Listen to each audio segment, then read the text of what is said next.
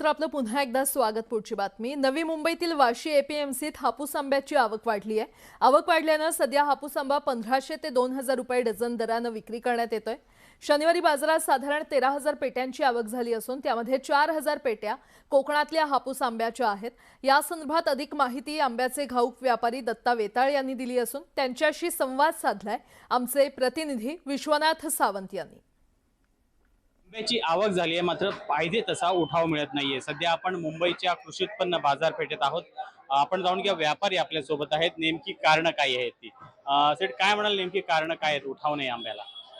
सालवर्षीच्या हंगामामध्ये साधारण देवगड रत्नागिरीच्या फळ उत्पादन आंबा उत्पादन शेतामध्ये साधारण 25 ते 30% उत्पादित आंबा आहे। परंतु या दरम्यान युद्धाचे सुद्धा आखाती देशामधील युद्धाचे पडसाद मध्यम आणि लहान साईजच्या आंब्यावरती परिणाम होतात।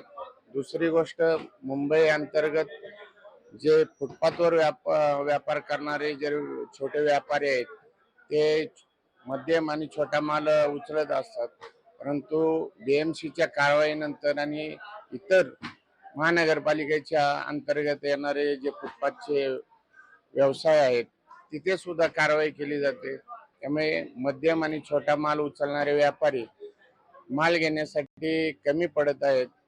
त्या अनुषंगाने आंब्यावरती व्यापारावरती प्रामुख्याने शेतकऱ्यांच्या आंब्याच्या नुकसान होतात। आणि दुसरी गोष्ट म्हणजे बाजारभाव मिळण्यासाठी कठीण परिस्थिती निर्माण होते। या दोन गोष्टी प्रामुख्याने लक्षात घेता आंबा विक्रीवरती परिणाम होत आहे। आंब्याची आवक झाली आहे काय म्हणाल?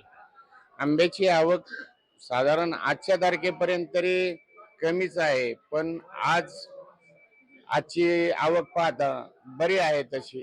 पण इथून पुढे थोडासा आता उष्णतेचा परिणाम आहे की आंबे वाढतील, फार वाढणार नाहीत। पण जर का व्यापारामध्ये जर का असा फरक होत गेला तरी आंबे कमी असताना सुद्धा विक्रीवर परिणाम होण्याची शक्यता दर्शवली जाते।